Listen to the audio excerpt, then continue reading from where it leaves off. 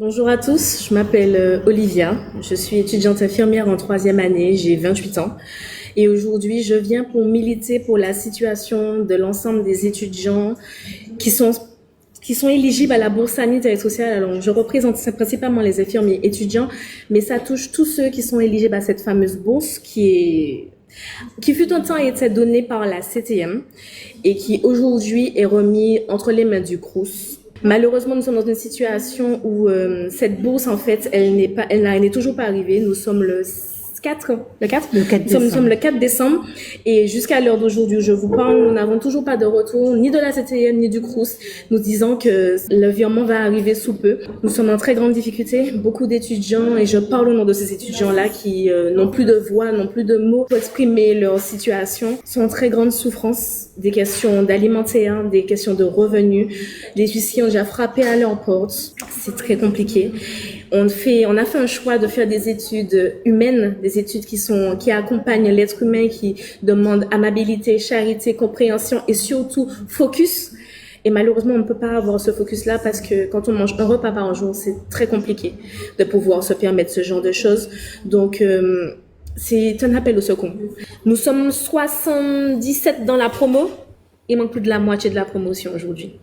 Parce que ce sont des étudiants qui n'ont pas la capacité de faire de l'essence pour venir en stage parce qu'ils habitent trop loin. Prêcheurs, Saint-Pierre, Sainte-Agne, parfois pour certains. Parce qu'ils ont des enfants en bas âge et que du coup, ils donnent leur repas aux enfants en bas âge au lieu de leur donner à eux. Donc du coup, en termes de concentration, suivre des journées de cours de 7h, 17h à écouter un interlocuteur parler, c'est difficile. Et bien, il faut se rationner. Ou d'autres sont en train de gérer des démarches avec huissiers, avec avocats, pour ne pas finir à la rue. Donc, on est en train de se demander, est-ce qu'on doit vraiment continuer cette formation ou est-ce qu'on doit penser à nous et à vivre? Qu'est-ce qu'on fait? Ça veut dire que là, actuellement, ce que tu es en train de me dire là, c'est que on a des étudiants qu'on perd qui laissent leurs études tout simplement parce qu'ils n'arrivent pas à se nourrir et qu'ils n'arrivent pas à avoir les fonds nécessaires. Pourtant, ce sont des fonds qui leur est alloués, mais comme les structures ne donnent pas les fonds en temps et en heure, nos étudiants ont le temps de se décourager, de laisser le boulot, c'est ça, laisser le travail, laisser la formation, laisser les études.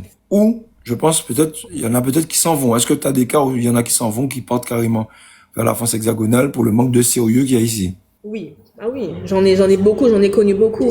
Je vous donne un exemple bête. On a commencé en première année, nous étions 180. Nous sommes en troisième année, nous sommes 77. C'est un flou total. Quand on est censé avoir un revenu, parce qu'on est censé avoir le revenu, mais il rentre pas. Mais par contre, là où on n'est pas censé, où c'est vraiment la réalité, on a des dépenses concrètes, à savoir manger, se loger. Voilà, les factures, j'avais pas dit un crédit forcément quand on est étudiant, mais le téléphone, tout ça, on sait qu'on en a besoin. Ça peut arriver. Il y a des étudiants qui ont fait des prêts étudiants pour rentrer en formation en première année. Et aujourd'hui, ils sont arrivés à terme de leur temps de remise, qu'il faut commencer à renflouer ce prêt. Et la bourse aurait certainement pu les aider à renflouer le prêt. Donc, ils sont redevables à la banque, ils sont redevables auprès des factures. Tout ce qui est créancier demandent leurs biens. Ce sont des gens qui payent des loyers et qui aujourd'hui, les propriétaires demandent leur argent. Et tout le monde n'est pas forcément tolérant et à l'écoute de ce genre de situation.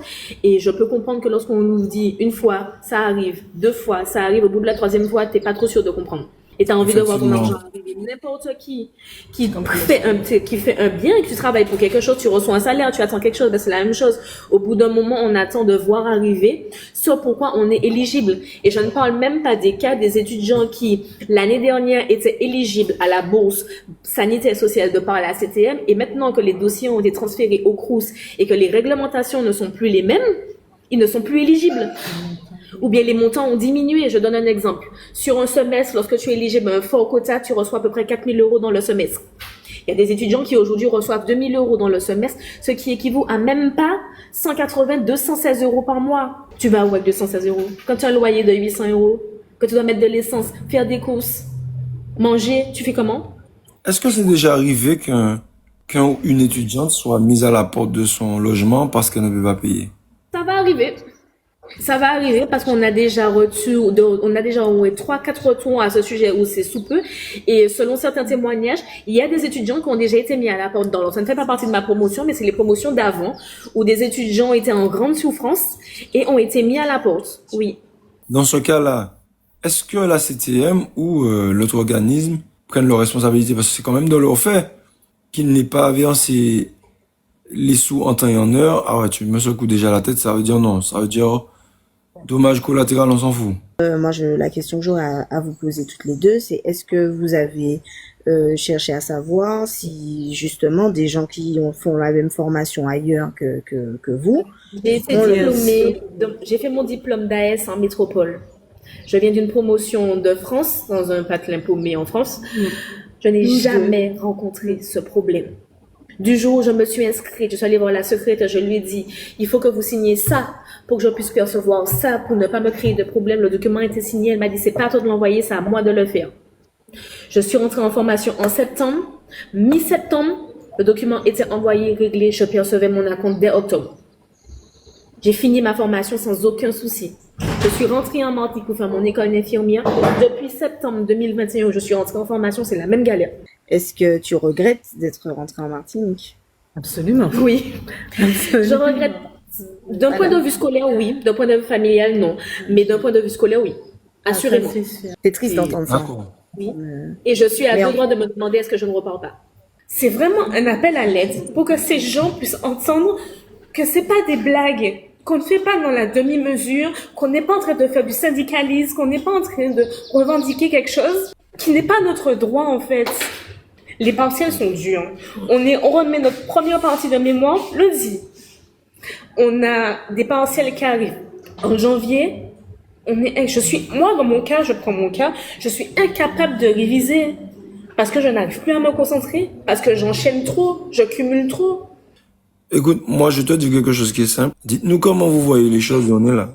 Nous on est là, on appuie, et quand on dit qu'on est là pour le peuple, vous êtes le peuple de demain, nous on est là, on vous suit. Nous avons décidé de mettre en place une mobilisation qui aura lieu demain à partir de 7h30 justement devant la CTM, puisqu'il semblerait que ce soit eux qui soient maîtres de tout ici, devant la CTM afin de militer notre cause. Ça reste une manifestation purement pacifiste.